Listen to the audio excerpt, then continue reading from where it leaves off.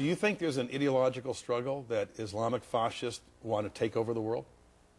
Oh, I think some, just like the West has wanted to do that all the time. Look at the way they look at us. I mean, we're in 130 countries. We have 700 bases. How do you think they propose that to their people and say, what does America want to do? Are they over here to be nice to us and teach us how to be good Democrats? So you see a moral equivalency between the West and Islamic fascism? For some people, some radicals on each side, that when we impose our will with force by a few number of people, not the American people, I'm talking the people who have hijacked our foreign policy, the people who took George Bush's foreign policy of a humble foreign policy and turned it into one of nation building, which he complained about. The president himself? The president himself has changed the policy.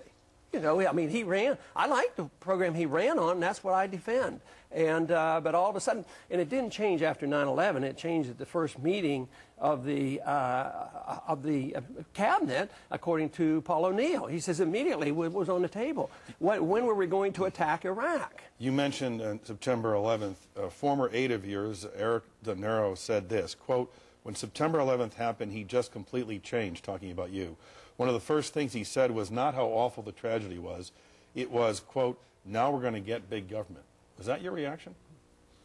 Well, I'm surprised you would quote somebody like that. He's a disgruntled former employee who literally was put out. But yes, I thought that... He said he quit because he disagreed with you. Yeah, no, the point is, Randolph Bourne says war is the health of the state. I believe that statement. When you have war, whether it's a war against drugs, war against terrorism, war overseas, the mentality of the people change, and they're more willing to sacrifice their liberties in order to be safe and secure. So yes, right after 9/11, my reaction was, you know, it's going to be a lot tougher selling liberty. But I'm pleasantly surprised that I'm still in the business of selling liberty and the Constitution, and there's still a lot of enthusiasm for it. So that all the American people don't agree that we have to have the nanny state and have the government taking care of it. So I have been encouraged. I might have been too pessimistic immediately after 9/11, because in a way it has caused this reaction and this uprising in this country and say enough is enough. We don't need more Patriot Acts. We don't need more surveillance of our people. We don't need national ID cards. We don't need the suspension of habeas corpus. What we need is more freedom. So in one way I was pessimistic, but in another way now I'm more encouraged with the reception I'm getting with this message. And we actually go further. You said this, abolish the Federal Bureau of Investigation and the Central Intelligence Agency and dismantle every other agency except the Justice and Defense Departments. And then you went on. If elected president, Paul says he would abolish public schools, welfare, Social Security, and farm subsidies. Okay.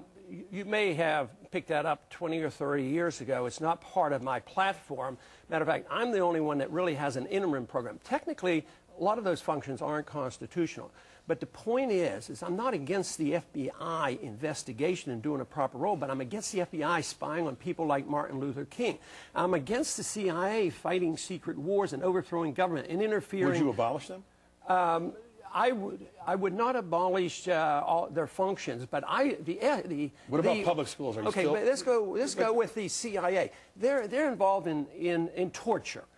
I would abolish that, yes, but I wouldn't abolish their right and our requirement to accumulate intelligence for national defense purposes. That's quite different. But if you eliminate the income tax, you take away half the revenues for the federal government. What you're left with is the Defense Department, Social Security, Medicare, and pensions. Everything else is gone.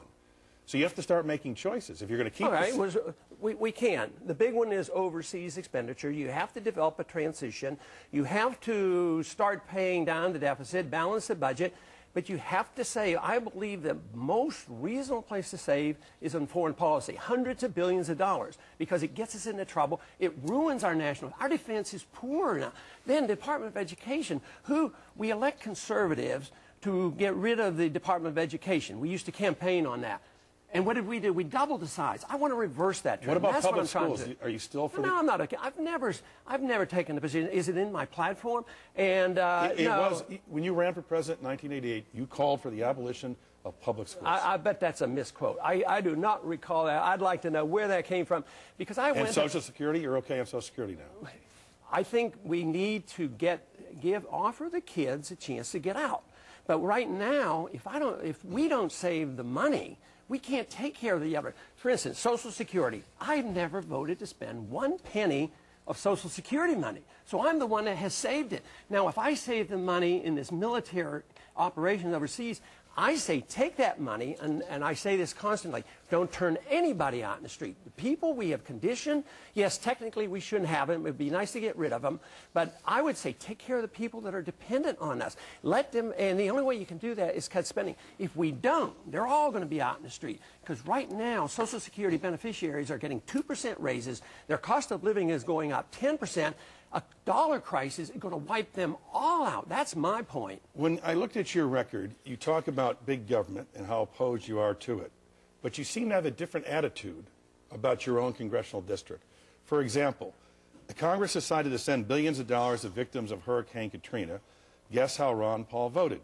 Quote, is bailing out our people that chose to live on the coastline a proper function of the federal government, he asked, and you said no. And yet this, Paul's current district, which includes Galveston and reaches into the Brazoria County, draws a substantial amount of federal flood insurance payments for your own congressional district. This is the Houston Chronicle. Representative Ron Paul has long crusaded against a big central government, but he also represented a congressional district that's consistently among the top in Texas in its reliance on dollars from Washington. In the first 9 months of the federal government's 2006 fiscal year, it received more than $4 billion. And they report, the Wall Street Journal, 65 earmarked targeted projects, $400 million, that you have put into congressional bills for your district, which leads us to the Congressional Quarterly, the earmarked dossier of Dr. No. There isn't much that Dr. Ron Paul thinks the federal government should do. Apparently, though, earmarks for his district are okay. Yes. Paul is the sponsor of no fewer than 10 earmarks in a water resources bill, all benefiting his district. The Gulf Intercoastal Waterway, $32 million. The sunken ship you want to remove from Freeport Harbor, the Bayou Navigation Channel. They talk about $8 million for shrimp fishermen. Why would you load up? You got it completely wrong. I've never voted for an earmark in my life. No, but you put them in the bill. I put them in because I represent people who are asking for some of their money back. But it doesn't cut any spending to vote against the earmark. And the Congress has a responsibility to spend the money. Why leave the money in the executive branch and let them spend the money? That's like saying you voted for it before you voted against it. Nah, come on, Tim. That has nothing to do with that. You put it in the bill and get the headlines. No, I make the request. They're not in the bill. Then you know it's going to pass Congress, and so you don't refuse the money. Well, no, of course not. It's like taking a tax credit. If you have a tax credit, I'm against the tax system, but I take all my tax credits. But if you I want to get their money back for the people. Philosophy, you would say no pork spending in No, my that's district. not it. They steal our money. That's like saying that people shouldn't take Social Security money. I don't advocate that. All right, let me I ask try you to save the system, make the system work. Let me ask you I this. think you have it all mixed up. Well, you're confused. It's all facts. You're confused. This is the Wall Street Journal. You load up the bills with special projects. No, you don't. You do. You deny that you have. How many of them ever got passed? But the whole point is we have a right and an obligation. They pass. You vote against them, but you take the money. You don't quite understand. Okay. They take our money from us, and the Congress has the authority to appropriate, not the executive branch. And I'm saying that I represent my people. They have the request. It's like taking a tax credit, and I put it in. The whole process is corrupt. All right, let me ask you that. I vote against everything. But I vote against it, so I don't endorse the system. But when it passes overwhelmingly, you take the money back home. I don't take it. That's the system. I'm trying to change that system. To turn it around and say I'm supporting the system, I find it rather ironic and entertaining.